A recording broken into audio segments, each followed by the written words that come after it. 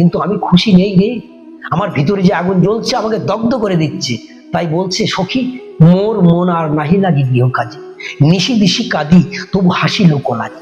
Colour লাগি হাম হব বনবাসী, কালা নিল জাতিকুল প্রাণ নিল বাসী, কি নিদারুণ বাসী, যাচিয়া যৌবন দিয়া হইনু শ্যামের দাসী। যে ঝাড়ের তরলবাসী নামে বেড়া জাল, সবার সুলভবাসী রাধার হইল কাল। অন্তরে অসারবাসী বাহিরে সরল, পিবয়ে অধর সুধা উগারে গরল। যে ঝাড়ের তরলবাসী তারে লাগি পাও, ঝাড়ে মুড়ে উপারিয়া সাগরে ভাসাও।